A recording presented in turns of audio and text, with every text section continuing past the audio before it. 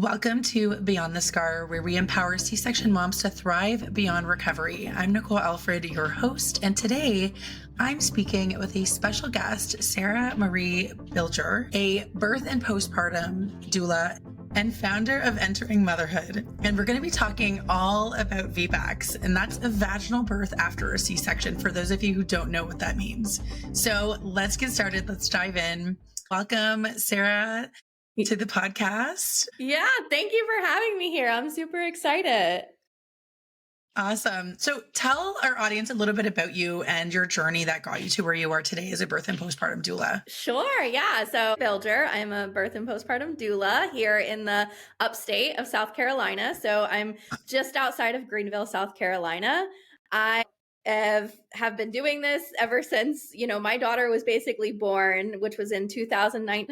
And really just like her experience and like her birth journey caused me to get into this work because it just opened my eyes to the whole world of birth and the journey of it. And I just found myself researching a whole bunch and digging in a whole bunch and just wanting, the best for my birth experience and everything possible. So it really sort of propelled me into finding out the information for myself and then wanting to share that information. So I also host a podcast called Entering Motherhood, and I have been, sharing my journey, sharing my story, and having guests and experts come on as well. Being a birth and postpartum doula, and you're also a C-section mom yourself, right? Yes. Yeah. Can you tell me a little bit about your journey with like cesarean, VBAC? Like, how did that all kind of play out in your journey here as a mother? Yeah. So I specialize in VBAC preparation and cesarean recovery because that was very much a part of my journey.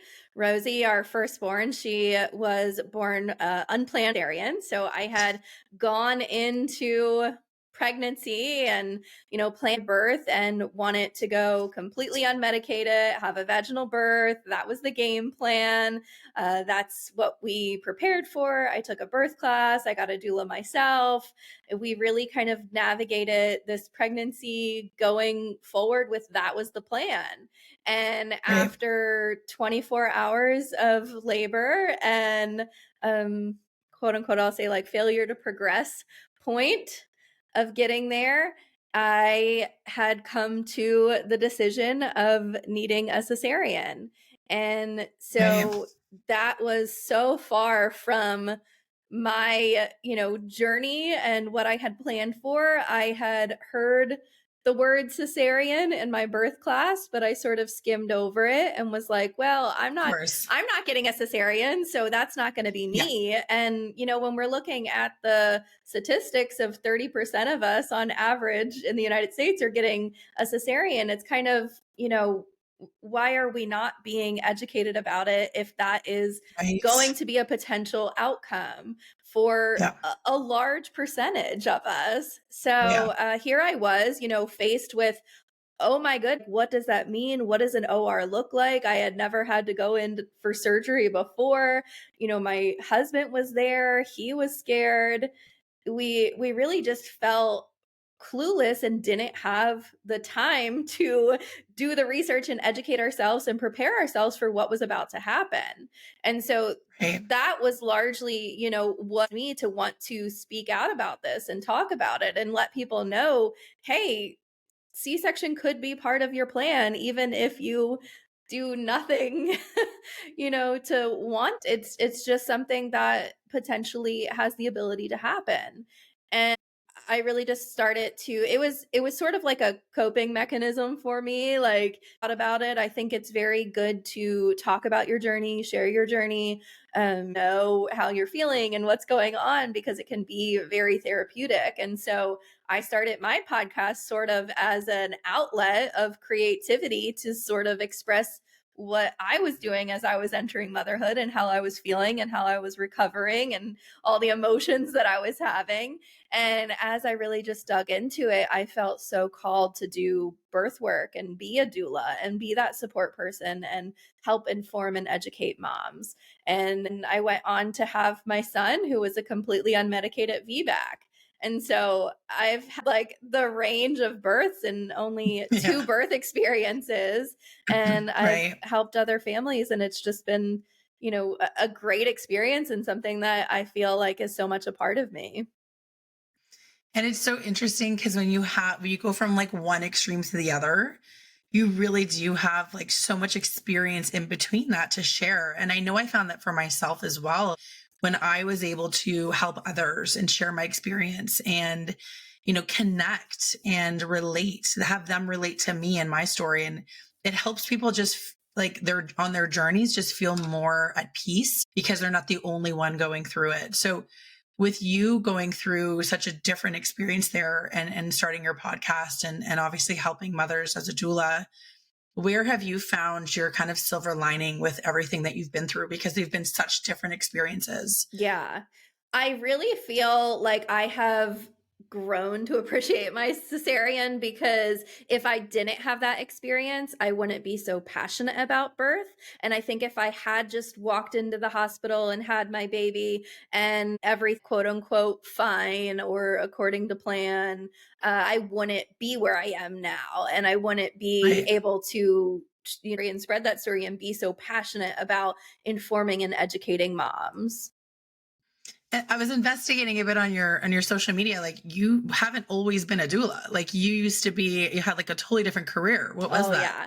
Yeah, so I was a mechanical engineer doing HVAC, Right. so talk about, like, Okay. acronyms changing. I was doing HVAC, and now I'm with VBAC, so Yeah, yeah, yeah. So you went from mechanical engineer to a doula because of what you went through. Yeah. And that's so profound, as an experience and as a journey, like to get to where you were school wise, to get to that profession, you had to work hard to get there. That wasn't something that's just like, I didn't really like my job anyways, just give it up. Like you had to bust your butt to get there as an engineer. Yeah. And then to go through something that's so life changing in motherhood, with your birth experience. And then now to say, you know what, like I really truly feel like this is my calling. And I 100% relate to what you're saying because I went through the same thing. I didn't change careers. I changed my kind of special focus on what I do, but having your experience kind of change you so much and give you a different outlook on life to be able to help others go through it too, because there really is not, even still in 2024, the stats you gave about cesarean birth in North America, because I'm in Canada, it's the same thing. 1 in 3 are having a cesarean. So yes, why is there not enough information with preparing? Why is there not any information on recovery? Why is it just being skimmed over? And so I think it really is people like us and so many others out there that are saying, hey, this is not right. Like, yes, it sucks that you'd have to go through this. And I tell others all the time, if I would have gotten my home water birth, I would be like a home water birth expert. And so it didn't happen that way. I had an emergency cesarean as well with my first. So, that like with going through that and being able to help others, like it's really important that we use our voices, whether it's in our small communities, our families, or online to project this information because it's not being heard. It's not being received by enough people still in 2024. And definitely the medical system. Like I've talked to women all over the world and our medical systems and all over the world are the exact same when it comes to postpartum healing and recovery, and especially after a cesarean, which is major, major surgery. So I want to know, like, as a birth and postpartum doula, like, what do you do to support, or what does a doula do to support someone after a cesarean or planning for a VBAC? And like, what role do you play in the recovery journey? For those who don't know, because I was telling you this earlier, a lot of people think doula is a midwife, and a midwife is a primary care provider, like an obstetrician, and doula is a support person. So let's just kind of, Yeah. make that clear. But like, tell me, what is it that like you do or that a doula would do to support during those two different type birth experiences? Yeah. So depending on if it's planned or unplanned, obviously that the level of like preparation that we're kind of going through. But like I said, I was never really prepared for a cesarean as somebody who was hoping for a vaginal birth.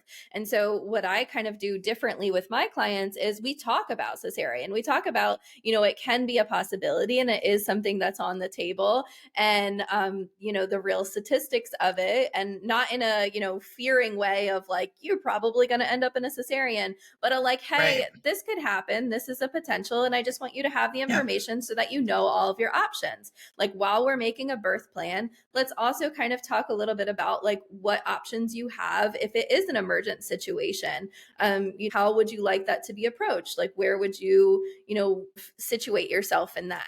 And I think it Right. helps with like the mental preparation as well. So with doulas, like we're not doing the cervical exams, we're not doing anything like really physically with the baby and your body and things like that. We're more so doing a mental preparation, physical help as much as like are in labor, hip squeezes, stuff like that. But for a cesarean, it's more kind of situating, what the OR will look like, what kind of things are going to be there, what situations you might feel, who might be in the Right. room, really like laying out the space and letting them be familiar with it and be open to having questions. Because I think sometimes when we go for our, for like our appointments with our OB or our midwife or Hmm. whoever that might be, we're kind of like, oh, what questions do I have?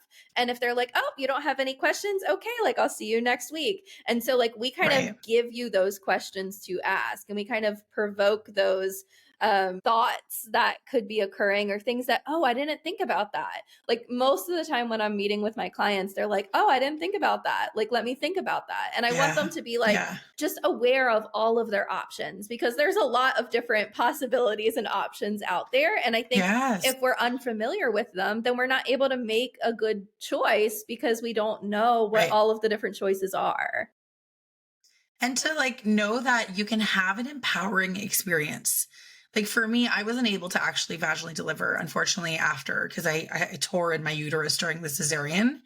And so they were like, you'll never be able to vaginally deliver, go into labor. So for me, it was like, how do I create the best possible and most empowering experience? So, sort of what you were saying, like you do to prepare your clients for a birth in a cesarean. It's like there's so much fear because a lot of us are young and healthy and have never experienced hospitals before, never experienced an OR, especially, so whether this is your first that's being planned or it's a repeat, and your experience the first time was so fast and you were in so much shock, or maybe you were under general anesthesia and you've never really experienced, but it's like talking about it and then knowing that you can have the conversations that you need to have with your primary care provider, knowing what questions to ask, because, and this is my experience, I found a lot with like, and I loved my obstetrician. She was this very sweet, gentle lady, but she was a surgeon. And even using the words like birth to her was like, okay, but you're having surgery. Right. And it's Mm, like, yes, I am having surgery and I am also giving sure. birth. So this is what's important for me to feel like I'm having that emotional birthing experience, right? And I think just empowering your clients with that kind of language and information, knowing what they can ask for. Things are so different now in 2024 compared to like 2014 when I had my first 10 years ago. Back then in Canada, at least in Ontario, the doctor was like, no, we would never let your baby come on your chest. Like it's a clean sanitary area. Like we would never do that. And now in 2024, and with my last two deliveries, because they were planned cesareans, I had my babies brought to my chest and was able to experience that skin to skin right away. But some people still don't know what's available. Sometimes Yeah. there's a clear sheet, all of that. So I think it's so great that you have that conversation and you empower them with that information so that they feel like they are giving birth, because that's what you're doing. And you're Yeah. having surgery. You're also giving birth. Yeah. So tell me a little bit about VBAC. Like, how does that work when you're prepping someone who wants to have a VBAC? Because, there's a possibility of a CBAC, a cesarean birth after cesarean. So what does that look like working with a doula? Yeah. So really when it comes to VBAC, it is a matter of, certain circumstances and looking at your unique experience. Like you said, for your example, VBAC wasn't an option, but for, majority of cesareans, there is a chance of for that VBAC and that is a possibility. And I think a lot of times we hear this like, once a cesarean, always a cesarean. And I think really coming down to like personal preference most of the time. There are people that, they had a cesarean. It was a very traumatic experience. They are very much, hey, you know what? I'm planning it next time. I'm not going through that. Right. I don't want to go through that. for me personally, I had gone in at my 6-week appointment and I said, so what does this mean moving forward? Like, can I have a vaginal birth? Like, what does that mean? And I Right. vividly remember my provider, like, I have this moment in my mind of him just being like, why would you ever want to do that to yourself? Like, it's probably just going to end up in the same exact situation. And I was like, what? What? Really, then it was just like my curiosity just sort of got the best of me. And I was like, that down like that's true. And Right. I really just feel like it's a matter of like, questioning, doing your research, asking your provider, like, is that true? Like, why can't I, try for it? What does that mean? What does that look like? What's the Hmm. policies? And it's really finding a, supportive provider, someone that's going to, live you and like want that to be possible for you as well. Finding, a Yeah. support system. It's a lot of the time difficult because there will be family and friends who have heard the scary side of VBAC and oh, like that's dangerous and you shouldn't do that and why would you do that and please Right. be at a hospital. And so I think it's like a lot of times finding that support group, like finding either a local group of people that are also going for VBAC or from the VBAC, finding a doula that is like specialized in it or at least familiar with it, and really kind of Right. navigating that because it is a lot of mental preparation as well. Like you have to believe in yourself and you have to feel empowered and feel confident and know that it's a possibility because it's not just going to be, a walk in the park and you're not just going to Right. like walk into the hospital and be something that just kind of I mean, it can, but Yeah.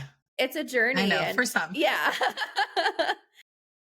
I think it's really important to note too, though, like cesareans save lives, right? And so whether or not your first cesarean was someone's fault, there's sometimes I get messages from people like, oh, it was my medical team or they Mm, forced me or whatever the reason was. If you're going in for a second baby and you are a good candidate, meaning I believe it's like 18 months to 2 years postpartum between births, right? yep. Because that gives your body, your uterus enough time to be strong again. And then there's also the medical part of it too. Like, are you healthy? Is baby healthy to be a candidate for vaginal delivery? And then the other part of it too is like the medical reason why you had to have your first cesarean. Is there a medical reason? If it was breech or just, failure to, like you were saying, failure to progress, like baby's just not coming, they were under stress, maybe there's a cord. There's so many like low risk reasons to have a vaginal delivery after having a cesarean that you could be a candidate for. But it's interesting that your doctor used that language with you when you brought it up, which is so disempowering and it really irks me because if you look at the Society of Obstetricians and Gynecologists in Canada and the US, VBACs are supported. They're not saying don't ever, and maybe in the past they did. It was not something that they said, was a good idea. But they actually, through research, through experience, they actually do say on their website that like home births are safe and that VBACs are safe, depending if you're a candidate. So to just go and say that automatically it's just such a negative experience to have with a provider. And it really does take like a strong mind and someone who's very determined to say, no, I don't like that. I'm going to go and do more research, or I'm going to go find a different provider who's more supportive of that. Because you do hear like stats of, oh, this hospital is like a high C-section rate and this Hmm. doctor is like a low C-section rate. And it's like, you don't want to push someone too far one way or the other. If someone is like, I am so traumatized, I'm not ready to deal with it, and I literally cannot even imagine going into labor again. Sure. Medical necessity is not just physically medical. I think it's also mental health Oh too, yeah. right? So, with preparing clients for VBAC, like what would you say is the biggest thing that moms need to know when they're getting to the idea of the possibility of a VBAC after a C-section? And then Yeah. what are some of the misconceptions around that? Yeah. So, I mean, like you said too, it's a lot of, healing from your cesarean, figuring out, what that story was, what actually happened there, Right. really not trying to place blame anywhere, but look at it in a critical view and say, like, what happened here? How can we make it different if that's what we're, going for? And can we not, be like, you don't have to like go in fighting. Like I think a lot of the times people are like, we have to, go in and push over the medical system and tell them this is what we're doing. And I think a lot of the times it's really just kind of working with them. Like they do for the Right. most part want what's best for you, and they want, Yeah. healthy mom, healthy baby, but like there's just Yeah. so much that goes into that. And again, it's like that personal preference and, personal decision and things like that. And so I think it's a lot of just like really just talking through like what the game plan is and how we're going through with this, and having your team work with you and for you. Like you are a real person and so are they. And I think a lot of it is the prep work beforehand. You're talking with your provider at the appointments and saying like, okay, so if this happens, how are we going to do this? If there's a need for induction, is that a possibility? What does that look like? As some providers have different preferences of if they can induce VBACs or what that looks like.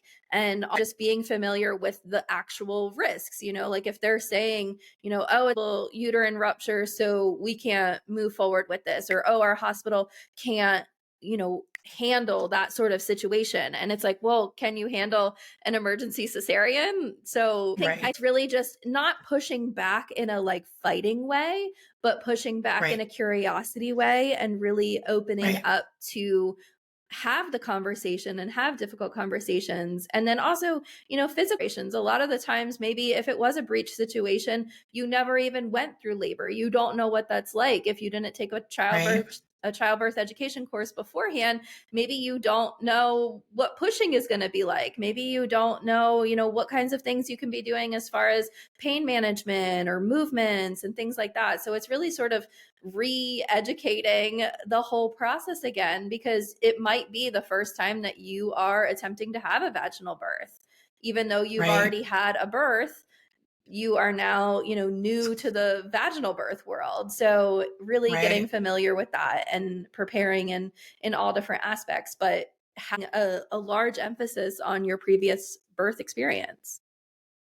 What would you say are like the top steps to help a mom prepare for a successful VBAC, or even like have a plan for it? Because obviously, like we know, birth is unpredictable. So what would be your top tips for someone is like, I really want to try for that Yeah. VBAC? I actually have a workbook that I created that I can send you a link for, but it is kind of like 5 ways to Oh, amazing. prepare Yes. for a VBAC. And we really kind of like digging and go over, like I said, like finding a provider, previous birth experience. I love scar massage. I love like really prepping your scar, desensitizing it, getting familiar with it, and that like mental side of it. Maybe it's journaling, writing a little bit about your story, going all of that. So like this workbook really kind of like digs in and like goes over a few of those steps and kind of explains, like what are all of those things. I personally love like hypnosis. I think is huge when it comes to just like any mental preparation for a lot of things in life, but for birth it's like super super helpful to just really like mentally prepare yourself in that hypnotic state and let it be more of the subconscious side of things. But yeah, I can definitely send that over and give that to you. Yeah, that'd be amazing. So it sounds like, really creating peace and healing from what, you've been through so that mentally you can, because birth really is a mental game. Like it really, really is. Cause it's like, yes, there's the physical aspect, but like if mentally you just let your body flow and there's no fear, there's no hesitation, there's no resistance, most of the time, not all the time, obviously, there's always things that will come up. And I know that because I'm a C-section mom, but like it can just, if you allow it to just do what it needs to do, it can birth. Yeah, but it's the fear, it's the Mm. stress, it's the strain, it's everything that kind of starts blocking. Then we start doubting ourselves. And, it's just really interesting, how birth has transformed over the years. I remember watching Call the Midwife, that TV show on Yes. Netflix, when I was getting ready to have my first, and it showed like women were birthing at home, and then all of a sudden they came out with like the gas, and you can have a gas to help with the pain, and the women were like, I'm going to the hospital. And it's like there's some choice when it comes to how you're birthing, but then at the same time there's not. So you can set yourself up for like the most amazing birth experience to deliver vaginally, and you should. And you should set yourself up for that. And you should also have the logical side of birth too, that things don't always go to plan and that you can also end up in a cesarean if it doesn't go the way that we had hoped. So what are some of the things that you would tell your clients that are preparing for a VBAC that do end up in another cesarean? Like, what is kind of the biggest thing that you're really helping them with there as a Yeah. doula in postpartum? Yeah, I mean, I think with VBAC moms, they get that because they have had that cesarean experience, and whether it be, an emergent situation or it was planned because of, a breech situation or presentation and things like that, they that obviously their original plan can sort of go different. Right. And I think depending on like if this is their last baby or like where they're kind of like situated, then it's sort of like, okay, like how can we still make this a very empowering, healing experience no matter the outcome? And I think it's again just like going through all the different situations and all the different outcomes and possibilities and saying, like, hey, like I still did all that I could. And I think like that's a lot of it. Like, you know, I tried my best. Like we're really, saying like you did all that you could and like this is the outcome, I think makes it a lot more of a healing experience because you know that like running a race and you were like, I'm going to run the whole thing and you had to walk the last few steps. You still did it. You still ran the race. Like you still birthed your baby. And at least this Right. time, hopefully, you have more of a say. You have that more empowering feeling. You have, a different, uh, just like sense of what that felt like. And, with VBACs, it is a lot easier to be able to visualize that and see that and have that be the case as opposed to sometimes, first time moms or moms that have only had vaginal births and they're like, no, like I've had a vaginal birth, like I'm not going to have a C-section and, it ends up like that. I think it's a lot harder mentally for them to really Well, for process sure. what happened. So, Yeah. a lot of just like processing, preparing, talking, journaling, and work all of it. Yeah, because I think a common thing that comes up a lot is this like failure sense, right? Like I delivered vaginally the first time and then now I've had a C-section, my body's failed, or I didn't get the birth, experience I wanted because I wanted a vaginal delivery with my first and my body failed. I'm a failure. How do you kind of deal with that as a doula when people are having that kind of failure complex happening and or they want the VBAC as like a redemption to feeling like a failure? Not just that like it's less surgery and it's better for your body, but more like emotionally they want to just like prove to themselves they can do it. How do you kind of handle that as a Yeah. doula? So I don't feel like, in the like I guess the proving is kind of like a hard thing to navigate, but like I feel like Yeah. a lot of the times it is one of those reasons that you want to move forward with a vaginal birth because, for me, for example, I was told my pelvis was too small and that's probably why it Mhm. didn't work out. And, I'm only Wow. 5 foot. I'm a petite person. Uh, They were like, oh, you're just too tiny to birth these babies. And so it was a little bit of like, haha, like, look, I could push out an 8-pound baby yeah. and it is possible. And so, like, for me, like, I needed to see it for myself because I was hearing, these other people having vaginal Yeah. births and I was like, it just doesn't make sense. Like Right. why Right. would I not be able to have a baby come out of my vagina? Like I'm not convinced that that's the only possibility for me to have a cesarean. And so Right. it was a little bit of, like my psychic mind, my analytical mind, like I was just Yeah. like that doesn't Yeah. make sense. And so Right. once did achieve it, it was like I knew it. Like I knew that it wasn't, my body, but also there are those circumstances that, yeah, it still is not your body. Like it's not anything that you or Yeah. baby is doing or any sort of, particular circumstance. Right. You Right. didn't fail. You did all of the things and you tried all of the ways and is that outcome. So I think it's again like if I would have had like a cesarean for my second one, I still maybe would have had that sort of like fight in me for like, Right. I Yeah. just know that like I can, but I really feel like that's also like something within us that like is just like you don't want to be told that you can't do something. Yeah. Yeah. Yeah. For sure. The rebellion. Yeah, yeah. Yeah. But yeah, I think mostly like we just try to like work through it and really get to the root of like what those feelings are and like how you're feeling them Right. and not let it be like, like a full, like spiteful, Yeah. but rather like that more empowering side and the more Yeah. like, hey, Like like, trusting your body. Like, let's see yes, what your body can yes, do. yeah, Let's just see. yeah, Right. Because yep. being told that your 5 foot small pelvis, that's Mhm. like, where's the scientific proof there of like that? That's because I'm 5'9". I'm a giant compared to you. And my babies are all big, right? My first was 10'9". My second Oh, was 9'5". My third was 9'12". So, you know what I mean? Like yeah, being in such, and I thought I'm a big lady. I can have big babies. And they were like, you might be too big.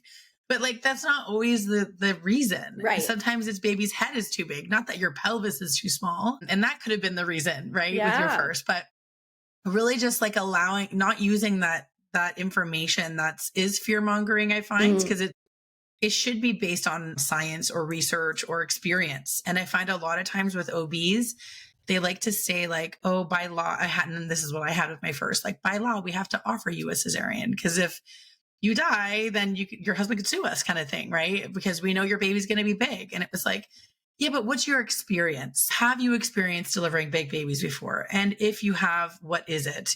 Because I'm not going to just go off of stats because this is my body and I want to trust my body. And I think I Yes. had that because I'm a doula, which was to a fault because I think I allowed myself to be pushed too hard. But with kind of trying for the VBAC and just trusting the process and allowing your body to do what it potentially can do, I think is just like a beautiful, empowering way to look at it instead of the more fear mongering or stressful way where you're just making decisions on fear. And Yes. that's not, I think, the right way to empower someone in birth. Right. Yeah. Yeah. I think, yeah, exactly to that point. It really is just kind of like taking the fear out of it and looking at it from like a level field and saying, like, why do you want this? Like, why are we going for this? Like, not having that spiteful emotions and feelings because like that can come through and that can be sometimes you can be stubborn because you just want that vaginal birth and there's just certain circumstances that you really need to look at the bigger picture and see what is happening. I mean, I've had individuals that have gone for a VBAC and it ends in a cesarean and they get no, they're like, okay, yeah, like I see what's happening, stress or whatever it might be, and let's just I feel good with this moving forward though because I feel like I'm making the Right. choice. I'm aware of what's happening. I know what the outcome will be. And so Right. it's a lot more of a at peace decision than like a frantic, like what is happening right now. Right, right. One thing I used to get asked a lot as a doula, because there's this fear of also like doulas will interfere with like the husband's experience being there or the partner's experience being there. So like, how do you kind of interact or work alongside the partner and or even the other medical professionals during birth? Yeah. So I love to work with the partners just as much as the birthing, going through it because they are, just as active in the experience as they are. So I really let them sort of lead and see how they want the situation to be. Some partners are very much like, I want to be in there. I want to be doing the hip squeezes. I want to be like, Yeah. talking to them. Like, I want to go get them water, like everything like that. Other partners are like, hey, I'm just going to kind of like chill out here. Like, you do all that. I'll be like the emotional support in the corner. And, like that's where they stand. Like, some of them want to, be down on the action end.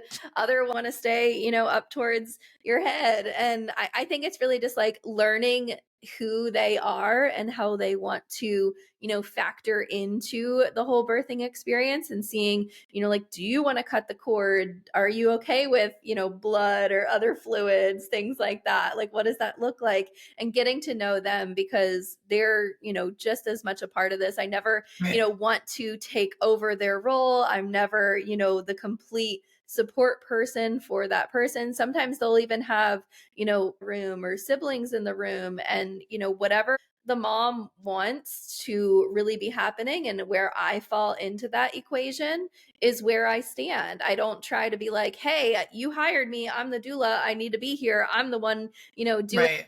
support and giving you what you for. I really like to kind of like read the room, and like the day of, and make everybody's being like seen and heard, that we're all like cohesively having a good environment and experience.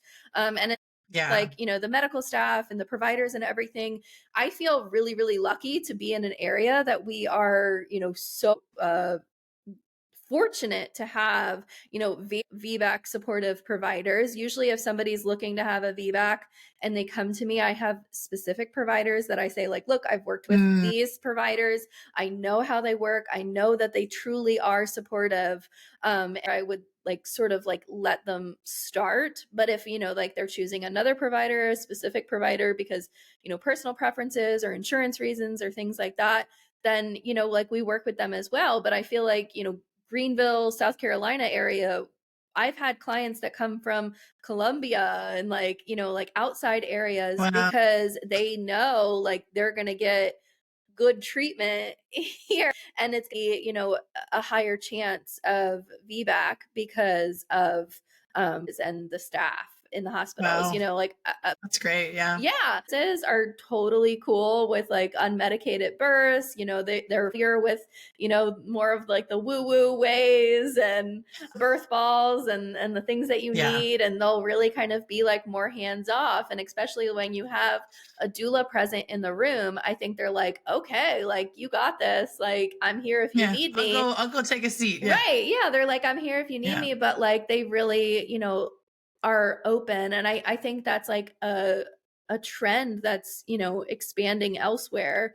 But Yeah. I know, like when I moved here and when we came here, we're originally from Pennsylvania, that this was going to Mm, be like such a hub for birth work. wow. So, I mean, there's a Wow. lot of doulas here, there's a lot of midwives here, there's a lot of birth centers, there's a Yeah. lot of like home births. That's cool. It is cool. It's really cool to be here and like experience all of it. So tell me where listeners can find more about you and your work and everything that you're doing to make a huge impact in the birthing world right now. Yeah. So wherever you're listening to this podcast, you can find Entering Motherhood, or you should be able to just search Entering Motherhood. And that is the podcast that I host. And then my website is enteringmotherhood.com. And I love to be on Instagram, and I feel like I'm pretty active there. So if you want to, ask any questions specifically and you want to reach out to me, you can, find my on the website or through there, or you can just send me a message on Instagram. Oh, and my Amazing. Insta is entering_motherhood. And I can Awesome. the links for that as well.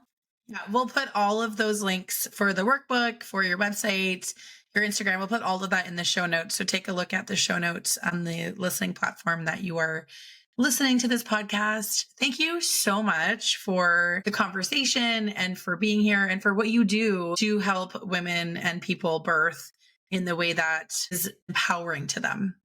So thank you for that. And again, if you want to find more about what Sarah Marie does, check out the show notes. Thank you all for joining me on Beyond the Scar today. If you enjoyed this episode, please consider subscribing, leave a review, or just share it with another C-section mama who might need to hear this message today. Together, we're building a strong community of resilient moms who are thriving beyond their scars. So until next time, thanks everyone. Take care.